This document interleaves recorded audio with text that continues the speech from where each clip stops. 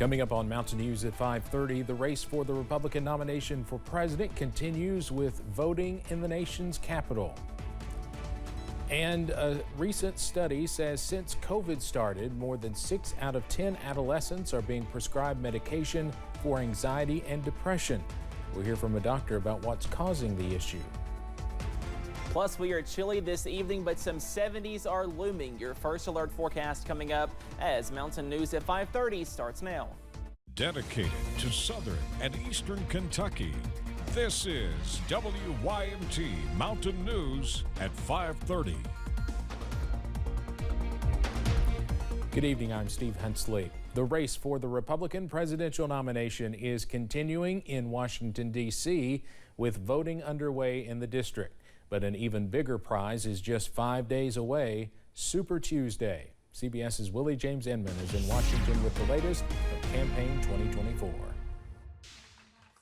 And who says there are no Republicans in D.C.? Nikki Haley is campaigning for last-minute support in Washington, D.C. as district Republicans start voting in the GOP primary. Don't complain about what happens in a general election if you don't vote in this primary. It matters. Former President Donald Trump has beaten Haley in every state that has voted so far.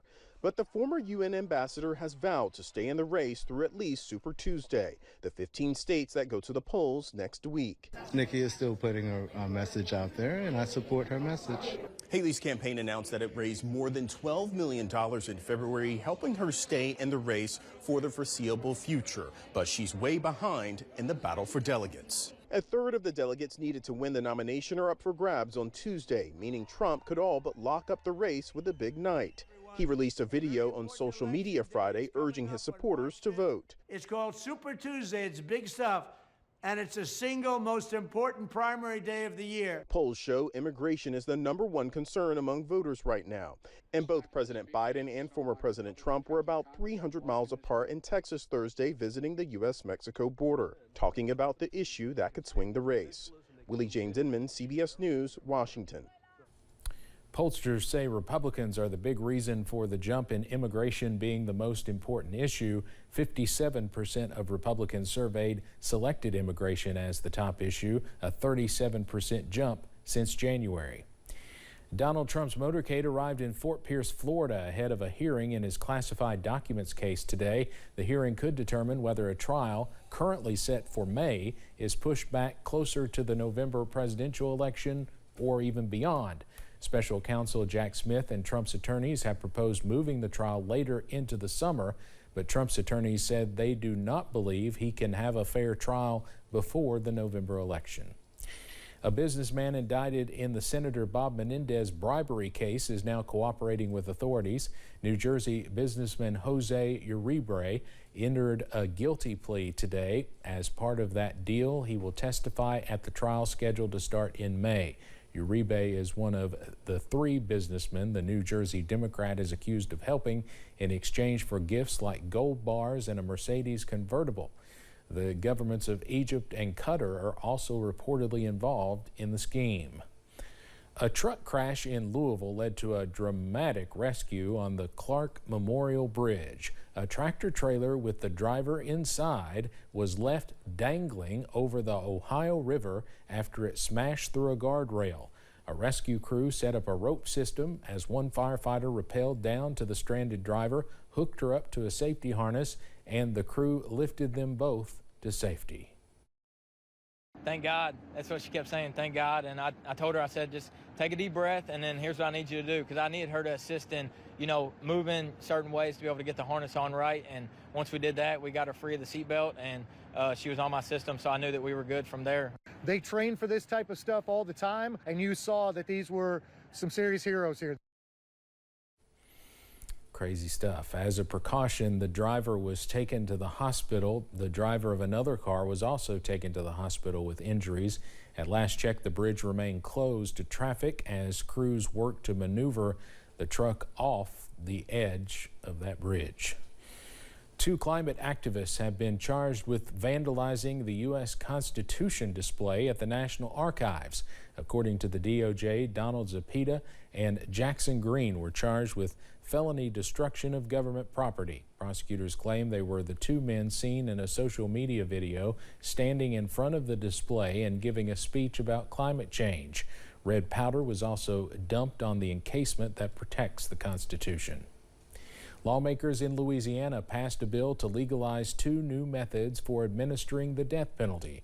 The measure would allow for execution by electrocution and through nitrogen gas hypoxia.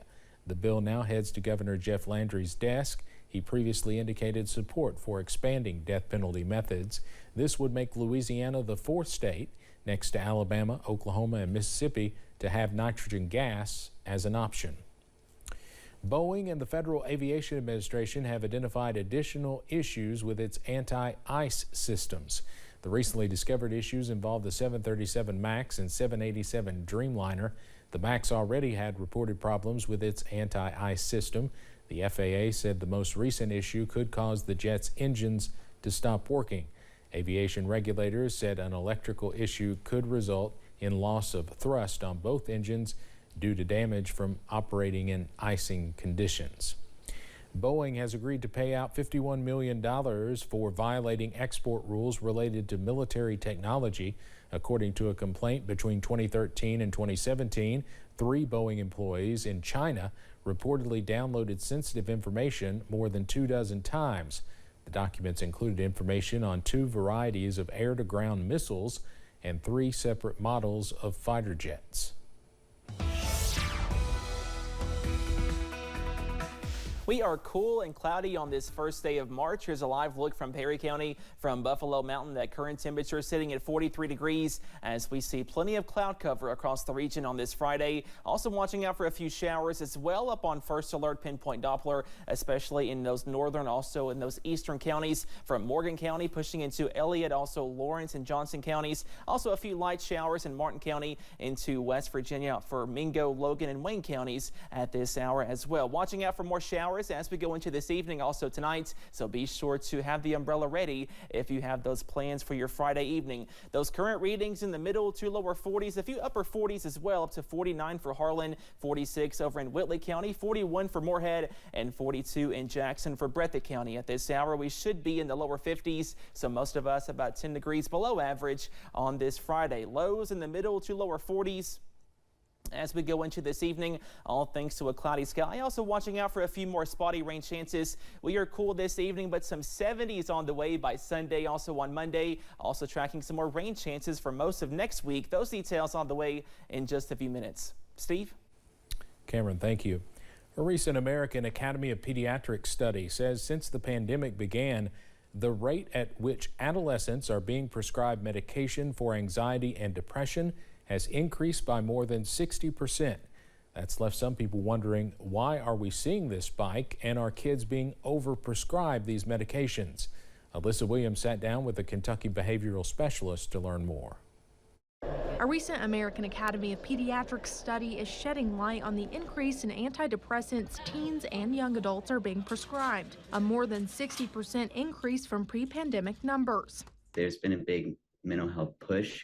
The stigma is reduced to some degree, though we still have a ways to go. Behavioral health specialist Dr. Jonathan Martin says this increase may be attributed to kids and young adults having more mental health resources than ever before. People are seeking out care. They understand that they have options to seek out care, so we end up seeing more patients at baseline. Dr. Martin, what are those risks that come with adolescents being prescribed medications like this? So the risk for kids is the dose.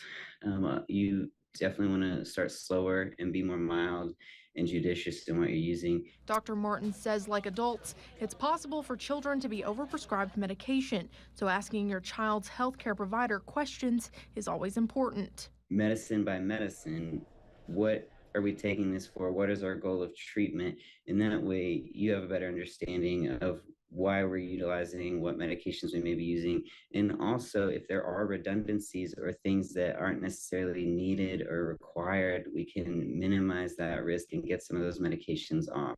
Alyssa Williams, WKYT. Dr. Martin adds that schools have also helped to get more kids treatment by identifying signs of mental illness that parents may miss or may not have the means to get help for.